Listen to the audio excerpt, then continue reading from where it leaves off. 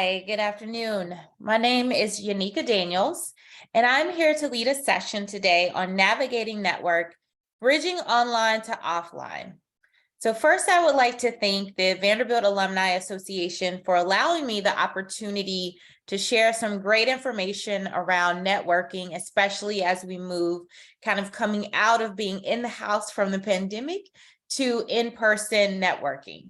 So thank you so much. So what are we even here for? One, we're here to learn a little bit more about networking, but two, there is a networking night that's happening all over the country and even an international location on November 3rd. This is our Vanderbilt Alumni Networking Night. And there are over 30 locations where we will be coming together as alumni. And this is our opportunity to meet people, to learn, and to network. And so we're here today to learn a couple of tips and ways that we can begin to take advantage of that evening. So I'll start with a little bit just about myself. I am Yanika Daniels. I am a career coach at Daniels Solutions, and I am a Vanderbilt alumni and graduate. So I have about 10 plus years of private sector work. After that private sector work, I wanted to do something a little bit more impactful with the work. And so I shifted into education and nonprofit work for about 5 years. And of the last 6 years, I've been a solopreneur. I've been helping people with career coaching and nonprofit organizations really focus in on their HR strategy, whether it's recruitment or the management and retention of their people. While at Vanderbilt, I was a member of Delta Sigma Theta, also a part of the National Society of Black Engineers, Society of Women Engineers, an RA in both Branscombe, which is still standing at Vanderbilt, as well as Hemingway, which is no longer there, as well as a member of the Black Student Alliance.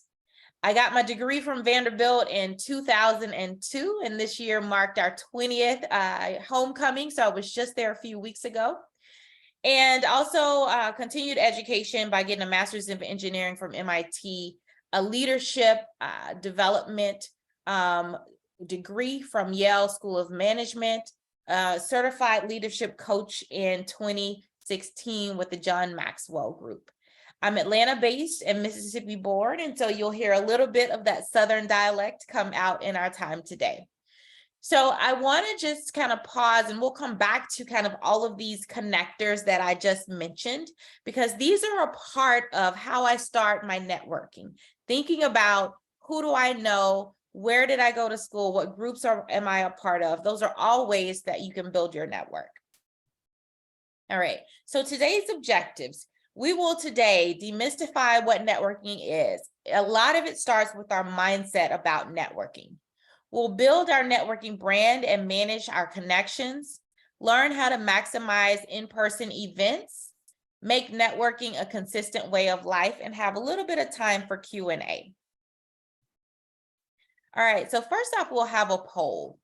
And I would love for people to really think about what resonates the most with them about networking. So when someone says anything about we have to go to a networking event or this requires networking, how do you feel about that? Do you feel like networking feels a little bit more stressful than fun? Do you find it hard to approach people at networking events? Maybe networking feels a little forced and inauthentic. And it's hard sometimes to make time for networking events. We're all busy now. Or maybe it's that you enjoy networking, you enjoy meeting new people, and you're saying, Yanika, I'm just here to continue to learn how to network because it's something that I already love to do. All right, so they've executed the poll. You've had an opportunity to vote.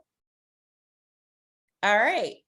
And so a good amount of you are resonating with a couple of these, saying that you find it hard to maybe approach people at networking events. Networking feels a little stressful. And then maybe it feels a little forced to you. So here's what the data tells us. LinkedIn did a survey back in 2016 where they surveyed over 15,000 of professionals on their network. And the numbers tell us that 80% of us are identifying that networking is really important to career success.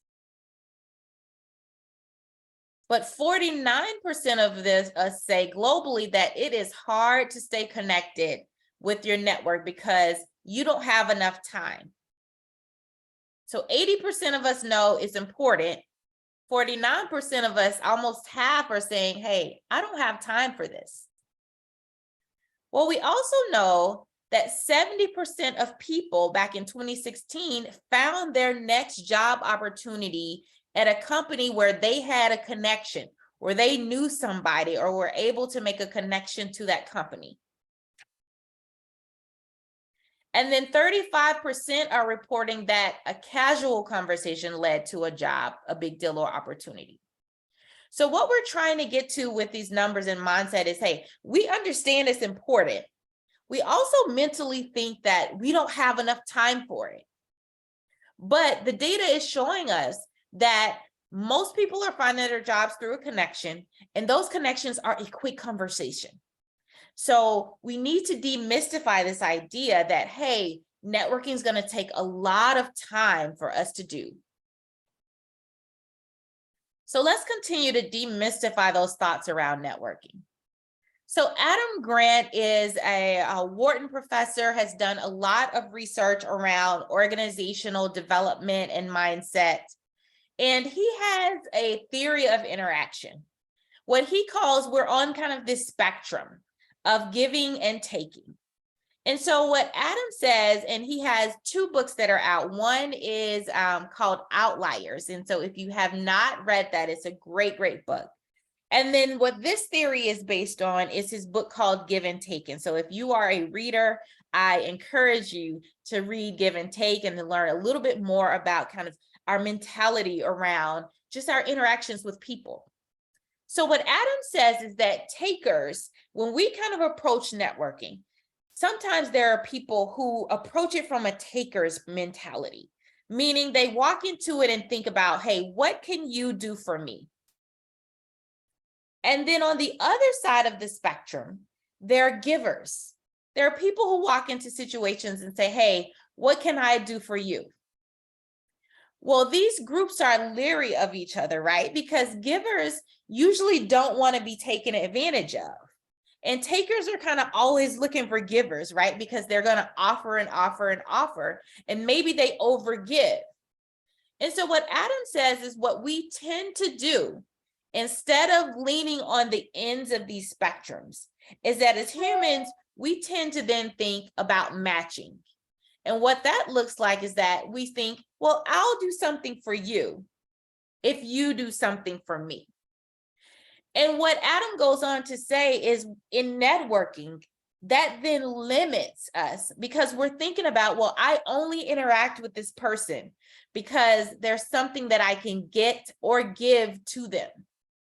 And that just prevents us from this opportunity to meet people just to meet people, not necessarily trying to figure out what is it that we can get or what is it that we can give to them.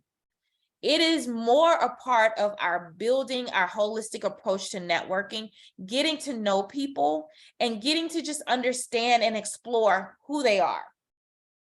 And so I want to challenge you today to really think about, what is my mindset around networking? Am I approaching it as if, hey, what can somebody do for me? What job can they get for me? How can I connect to them and what can then they provide? Or, oh my goodness, I've connected with somebody. What can I give to them? Right? Let's really approach networking with the mindset of, this is an opportunity for us to meet new people and just learn more. So if you believe that kind of hypothesis, right, then you approach networking in a way of like, if it's give and take, it's only for my own selfish needs, or it's something that I don't want to do, but I have to do. Or you might think, hey, because I'm obligated, I attend this organization, I have to go to the company Christmas party, or because I went to the school, I have to go to homecoming, that it becomes, or it feels more of an obligation versus, if you're thinking in that mentality, then networking is going to feel like this is a puzzle I have to solve. This is fake or forced. Maybe it's now a dreaded task, right? And so if we're thinking one way about networking, then we're going to feel that this is something that we're not going to want to do. So the mindset that we should have around networking, one, it is just an opportunity for us to build connectedness as relational people, right? We are on this earth not to be isolated, right? We are here to build relationships and connections. We want to focus on the learning. There's a new person in front of me. They probably do something that I don't do or I haven't heard about. Let me learn about them. And then from there, there's a springboard of opportunities that could come from that conversation. And so the first thing that we want to do, and throughout this presentation, I will provide you action steps. The first thing we want you to do is to take an action and really think to yourself, if I want to be more connected, what is my goal to do that? And so let's not just jump into networking. What is our goal? What is the reason that we're really wanting to learn more about people, attend opportunities to have in-person connections, right? What is your goal? Maybe your goal is to get off the couch. Maybe it is, hey, let me push myself from these opportunities that have happened in the past where I've kind of become a recluse at the house, right? So let's really think about what is our goal. All right, now let's talk about building our network. So who do you know? This is Issa Rae. She is one of the characters on one of my favorite shows called Insecure. And this is actually Issa after she has realized she's made a networking connection that is going to actually allow her the opportunity to move her business forward that she's been trying to work on for a while. And so you know people, right? Just like Issa, we know people. Sometimes it takes us a minute to really think about who do we know? And so when you're thinking about networking, one of the actions that you can take is to build a networking web. Well, Yanika, what is a networking web? It is us taking the time to say, hey, who do I know? What networks am I a part of already? Who could I tap into more proactively? Where in my network do I want to build diversity? Maybe it's diversity of thought in terms of the people that I'm around. Maybe it's a new industry. Maybe it's connecting with people who are of different ethnicities and cultures than I am. And then who are the connectors? Who are the people that I know that just know everybody, right? And so when we're building our network, here are a couple of things we want to think about. Take a look at your work. Where have I worked before? Who are my previous coworkers? Who are my previous managers that, hey, I haven't talked to in a while and I just want to connect with again?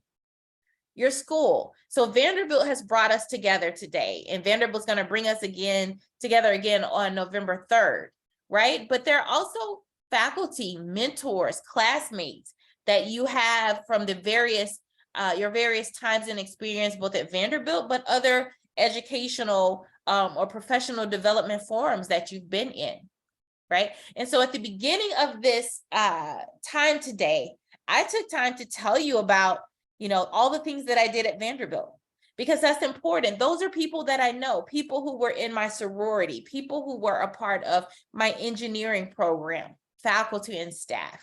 Those are people that I know, and they are a part of my networking web. Social media has made it really easy. Who are our friends, our family? And what are the organizations that you're part of, or even the personal interests that you have? So if you haven't taken the time, one action that you can take to become a better networker is to really think about building your networking web. Sometimes I also offer to my clients that they can just take an hour and go in LinkedIn, right? LinkedIn is the tool, the professional tool that we have to stay connected. And so go in LinkedIn, look at your friends, look at the job shifts that they've had. Right? A lot of times we have all of these friends on these social media platforms, and we don't even take the time to say, hey, let's have 30-minute cup of coffee, or let's have a virtual chat and catch up on what are you doing, the work that you're doing. Someone in your network could be at your dream company right now, and you haven't even taken the time to go into LinkedIn and notice. All right. So one of the actions that you can do is build your network. And this explores the power of weak ties and the strengths of weak ties. So weak ties are kind of the connection to the next connection. So in LinkedIn, you'll see it as your second connection or your third connection. Maybe it's not somebody you know directly, but they know somebody that could be a support to you. And so one of the things that's great about LinkedIn and great about creating a networking web is that a lot of times our weak ties, the people that we don't know that well, but are maybe connected to us through a friend, actually open up exponentially our opportunities to either move into a new role or to learn something new or to get exposed to a new opportunity. And so weak ties can expose us to new information. They can provide a different perspective for us. They can be willing to help more so than close connections. And I want to say this is something that came from Careers for Social Impact, and it's an organization that I've supported in the past around people who are trying to make career transitions and really thinking about what are our ties. All right. So as I close that out, right, we talked about, hey, who do I already know? And then of those people, who do they know? And those are opportunities for me to build my network. All right. So now let's get ready for in-person networking, right? Because that's what we're prepping for, the November 3rd in-person opportunity. All right. So I won't play this today, but SNL has a really great video that you should go check out on post-quarantine conversations, right? And this is highlighting how we have kind of gotten a little awkward, right? As we have moved and been in the house for a few years, and now we're kind of overdoing it a little bit with in-person connections. There's a little bit of dust we need to wipe off and figure out, how do we do this? So the first thing to do is, and I will always say this, set a goal, set an intention. So as you're thinking about going into this networking night at Vanderbilt or any networking night, set a plan. Prior to the event, what do you want your experience to be? And set that goal. And that might be, hey, I actually want to meet 2 new people, 3 new people. Maybe I want to reconnect with someone that I already know. Maybe my goal is to find someone in the field of education. Whatever it is, set an intention and a goal, because that will allow you to hold yourself accountable to your experience. And so we're not just going to go, we're going with an intention. And then, does this goal slightly get you out of your comfort zone? And so, yeah, it might be that I know 2 people there. But what might stretch me just a little bit might say, hey, actually, I want to meet 5 people tonight. Or actually, I want to strike up a conversation with someone I've never met before. And then you want to hold yourself accountable to that goal and execute it in a 5-step strategy that I'm going to talk about in a few minutes. Okay. And I have a quick story. I went to a networking event actually just last night. I really didn't want to go because by the end of the day, I was tired, right? And so we go back to that, oh, I don't have time. So I was a little bit tired and kind of didn't want to go. But I said, you know what? I actually want to go because I am also presenting tomorrow on networking, and I want to walk the things that I talk about. And so at the event, I had a goal. My goal was to meet 3 folks at that event. By the end of the night, I had met about 2 people. I was kind of tired, ready to go. But my goal was ringing in my head, Yanika, there's one more person that you want to meet. And so it pushed me to say, hey, despite me being a little bit tired, let me find someone else to meet and connect with. And that 3rd person ended up being someone that I am setting time up to meet with later because it was such a great connection and conversation. All right. So you're saying, Yanika, what is our 5-step in-person strategy? All right. Glad you asked. So we're now in person. Step 1. Here are a couple of tips. You want to help yourself out, right? So we're going into an in-person event. We may or may not know people. So here are a couple of things that you can do. Spice up your name tag. And you might be saying, Yanika, well, what is that? So a lot of times we put our names and we put our years of graduation or our profession on that. Those are all indicators that can help strike up a conversation. Well, why not spice that up? So instead of me just saying, I'm Yanika Daniels, I work at Daniels Solutions, I'm going to say Yanika Daniels, career coach, right? And so somebody's going to say, oh, they already have an indication into what I do, and that will give them an opportunity to prompt a question, right? And so instead of saying, hey, oh, Daniels Solutions, what is that about? Oh, they now say, hey, oh, a career coach. How did you get into that? And so that is an easy way to start to invite conversation. If you're at an in-person networking event, stand with a purpose, right? So let's not stand solo by ourselves. Let's not wait for people to come to us. Take a glimpse of the venue. Stand where there's a natural traffic flow of people. Maybe that's by the food line. Maybe that's by the bar. Or maybe that's at a high top table where there are other people, right? And so you want to make sure that you're not isolating yourself, that you're moving towards the flow of people and not pulling yourself away from people. Find a common identifier, right? So that's what we're all trying to search for. We're all trying to figure out, okay, what is it that I have in common with this person? Well, Vanderbilt's helping us out, right? Because one, we all went to Vanderbilt.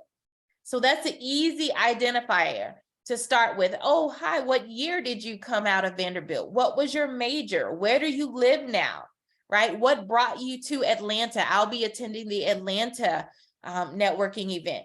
And so an easy identifier is that, oh, when did you move to Atlanta? What brought you here, right? So these are networking tips that help us easily engage in conversation and build relationships. Now, if you're saying, Yanika, I just do not want to go by myself, then recruit a friend, right? Figure out, most of our events allow us to either take a spouse, to take a friend, to take another alum. So recruit a friend. Sometimes it helps us in networking when we have someone with us that can help us navigate. Now, don't you and your friend just talk to each other the whole night. The idea is for you to help each other meet new people.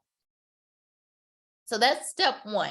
Implement some of these networking tips. Step 2, and we kind of talked about it a little bit. Think about your conversation starters. So a number of you in the survey at the beginning of our session said, hey, Yanika, I have a problem approaching people, or it's hard for me to approach people. And a lot of that is, well, we don't know what to say, right? So here are some conversation starters for us. So first, we talked about the common identifier, thinking about your graduation, how long you've been in the area. Did you attend homecoming that just happened? When was the last time you've been on campus? Have you seen the changes? These are all conversation starters to get us to build opportunities to engage with people. Approaching individuals in groups. And so we've all maybe been to a networking event or a party or something where there's already groups of people talking. And so you feel a little awkward trying to bust into the group and say hi, or interrupt their conversation. So here are a few things that you can do. You can ask people, and I mentioned that I have Southern roots, right? So I am very hospitable and courteous. And so you might say, hey, do you mind if I join your conversation? You can also say, hey, it's been a while since I've been to one of these events. Let me introduce myself. My name is Yanika, and I am class of 2002. You also might want to have a conversation thinking and using your senses. What do you see? What do you hear? And so sometimes in an event, I'll play a game called I Spy. And so it might be about the venue. This is a wonderful venue. Have you been to this venue before? Sometimes I'll look at something that somebody might be wearing, especially a woman that I might approach, and I might say, hey, I love the color of your dress or your outfit, right? Or nice shoes. These are opportunities to say, to build conversations. Maybe it's about the food. Hey, have you tasted this food? It's really good. I wonder who catered it, or wonder what else is on the menu here. So step 2 is really thinking about, hey, here's some conversation starters, ways that I can engage other people. Step 3 is to focus your attention. When you are engaged in conversation, active listening is one of the hardest things, right, that we can do as people, because a lot of times, as soon as someone starts talking, our mind then starts racing about what are we going to say next, versus really taking time to listen to what is being said by the person and then taking mental notes about what they're talking about. Number 4 is then ask questions. This is your opportunity to really comprehend the conversation, and also your opportunity to really learn and remember this person. So as they're talking, ask questions about the type of business that they're in. What are maybe they working on right now? What excites them about the job that they're doing? What do they want to do next, right? So we're looking for the opportunity to both listen and then ask questions. And this is how we build relationships. So remember earlier when I talked about that third person at the networking event I went to last night, that I said, okay, I have to engage with someone. Well, I looked around the room and I kind of implemented our step 2 of I Spy. I saw someone who had a really gorgeous yellow jacket on. I went up to them and I just said, hey, you have this jacket is gorgeous. I just wanted to let you know, my name is Yanika. They introduced themselves and they said, oh, you're a career coach, because they saw it on my tag, right? That was step 1, a quick way to engage people. And as we started to talk, they kind of immediately said, well, I don't need a career coach. And so they really almost immediately went to that kind of taking and giving conversation, more of like, well, what can I do for you? You do for me. And so I had to kind of stop them and say, you know, that's okay.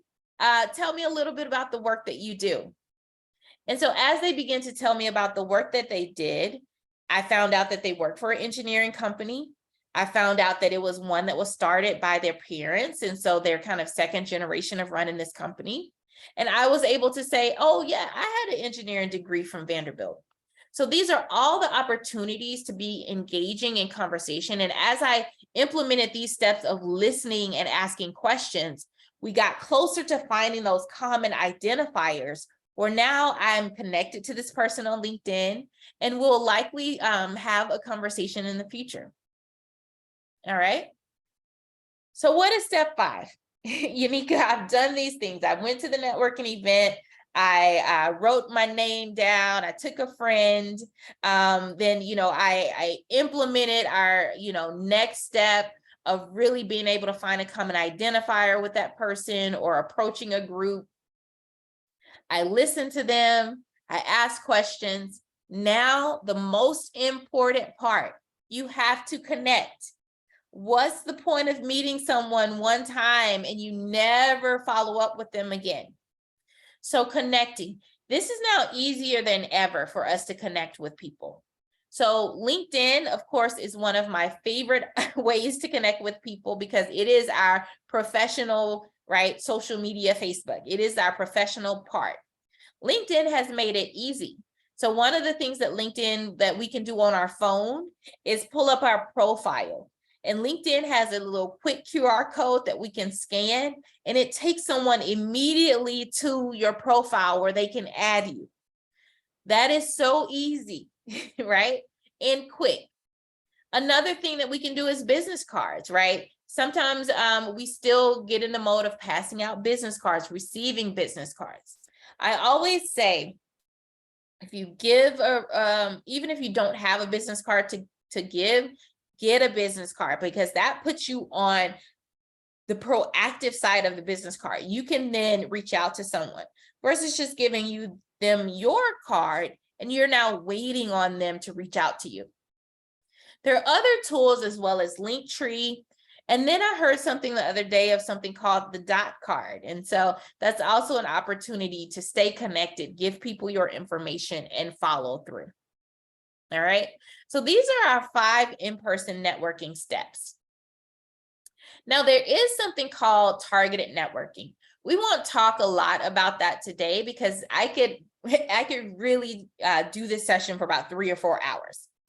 But you might say, Yanika, I hear you, and it's great to have this kind of exploratory conversations with people. But I actually do need to walk in with a little bit of a taker mentality because I am trying to get a job. I am trying to meet a specific person. And so there is something called targeted networking, where if you are trying to move to another organization and meet someone specifically at this organization, then you want to find people with warm ties. And so that is more of what we call targeted networking. I want to work at Google. Let me go to LinkedIn and see who do I know that works at Google, and let me try to build an intentional relationship with them. So that sometimes can take up a lot of our time. So when we kind of pull that a little bit back, one of the things that we want to talk about is the 5-minute favor. And the 5-minute favor is, as you're meeting all of these people, as you're networking, you're thinking about, well, I don't necessarily have any way to support them or connect with them or to do anything for them. And we don't necessarily want to have to always move into the mindset of giving. But there are these quick opportunities that sometimes we miss that can have a big impact on our networking. And so the 5-minute favor might be, hey, actually, as I'm listening to you talk about the work that you do, I know somebody in that industry. Let me connect you. And that might take 5 minutes to send an email or 5 minutes to send a message in LinkedIn. These are some of the quick things that we can do to start to build our network, to start becoming a connector, and to start to think less about, how do I get, and more about it's all about connecting and relationships and learning about people. All right. So the definition of the 5-minute theory is that it's a simple practice of being in the mindset of carving out just 5 minutes to do something that might benefit the lives of someone in your network. Don't expect anything in return. And sometimes as givers, we tend to overcommit. And so this is a great theory to put in practice for us because it prevents us from signing up to doing things that might take a lot of our time. And so instead of saying, hey, let me write this, let me review this resume that might take, 30, 40 minutes to an hour to do. Actually, let me connect you with the recruiter and they can help you with your resume, right? You're still being supportive, but you're being supportive in a way that also only takes a few minutes and helps you and helps them. All right. So let's talk a little bit about ways to engage your network. I talked a little bit about some of these things already as we think about setting our goal. So one thing you might want to do, as I said before, is go through your LinkedIn profile and see, make sure your profile is updated, but also see what's new with your connections. Maybe you want to identify 3 to 4 people that you want to reach out to in the next 2 months. Maybe you think, let me commit to attending an event. Maybe it's one event each quarter. And maybe the alumni event on the November 3rd is going to be that event for you. Or maybe you want to be a part of a professional organization and go to one of their events. You also engage your network by being active on LinkedIn. Maybe it's posting, maybe it's sharing a connection, or maybe you decide, okay, I'm going to do a 5-minute favor. So these are ways that you can consistently network. We want to move this from being just a one-time event to something that we think about all the time, that we're putting into practice all the time. right? And so this just becomes a way of life for us. All right. One of the last things that I'm going to talk about is the follow-up. And so this is really important. We go to these in-person events. Maybe we've met somebody, maybe we forgot to connect with them on LinkedIn or get their information. You know, what are the things, Yanika, that I can do that can help me? So one is, it's okay to take notes at an event, right? And so I don't always remember people's names, their jobs, their faces, right? And so it's okay to take a notepad with you. Our phones are actually our biggest asset to us. We have them with us all the time. Jot a little note down, the person's email address, or a note about, hey, the person in the yellow jacket that I met, they worked at an engineering firm. Let me take a quick note on that. The follow-up, set up a calendar meeting. And so one of the things we said in the beginning was that people tend to feel like, I don't have time. Well, when we pre-plan, it helps us with that time management. And so maybe on your calendar itself, a month from now, you put an invite on your own calendar that says, look at LinkedIn. And so for an hour, you explore LinkedIn and find somebody to connect to. Or maybe you just met somebody at an event. Set up a calendar invite. It doesn't have to be next week. It could be in the future, right? And so a lot of times when we think about, I don't have time to do something, it's in the moment, this week, next week. But when we pre-plan for things, a lot of times it's easier for us to make time for it. Send a social media message. So I said, I just met someone last night. I already connected with them on LinkedIn and I sent them a note to also remind them, hey, this is Yanika. I met you last night. We talked about your engineering company and I'm a career coach. Let's stay connected. And then for certain events, people can opt into making their information visible on a registration list.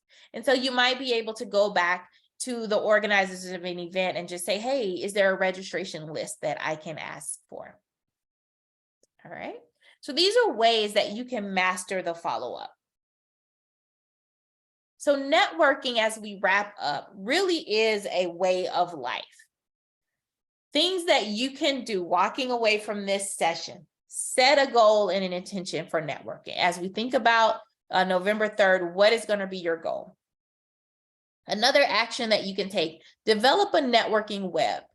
Think about specifically, who do you know in those opportunities that you have to just connect. One of my favorite networking stories is a client that I had. We completed her networking web. She really wanted an opportunity and a job at Peloton. And so when we went through her LinkedIn, she didn't know anyone at Peloton. Well, I asked her, hey, have you even expressed to your family and friends that you're looking for a job? Because sometimes we approach job opportunities or looking for jobs in a very quiet, isolated way. We don't want people to know. So I encouraged her to share with the people in her network that I'm actually looking for a new opportunity. Well, her neighbor, they were having kind of a casual conversation. And she mentioned that, oh, I'm looking for a job and I'd really love to work at Peloton. Well, her neighbor's father worked at Peloton. Who knew, right? And so that was her opportunity to be able to make a connection to move towards the job that she wanted. And guess what? She works at Peloton now. And so developing your networking web really takes you back to the mindset of, who do I know? How do I catch up and engage with them? Practice those 5 steps that we talked about for in-person networking. Attend that event, connect, use LinkedIn, reach out to friends and family. And then also make networking a part of life. Take 5-minute favor concept. And when you have the opportunity to do a small thing for someone, do it. All right. So thank you so much for the opportunity this evening to talk a little bit with you about networking. Let's talk a little bit about how you can connect with me. And so I, again, am Yanika Daniels of Daniels Solutions. I do career coaching, both group and individual coaching. I work with career transitions, mostly people who are trying to move into social impact work. I also do leadership development trainings, team building culture, help with your toolkit tune-up if you're looking for a new job. And then I work with nonprofits in the HR strategy realm and recruitment realm. All attendees of this session today can receive a complimentary coaching assessment. And so my information is on the screen, but you can find me on Linktree at Daniels Solutions, and feel free to book a session. I'm hoping to come back in January as we top off the new year, and I'll do a session with Vanderbilt Alumni Association again on career transitions. Again, I really thank you, Vanderbilt Alumni Association, for the opportunity to speak and bring this information around networking today. I hope you've taken something away as a participant, at least one action that you can do. And we really are excited to see you at Networking Night on November 3rd. Thank you so much. Have a great evening.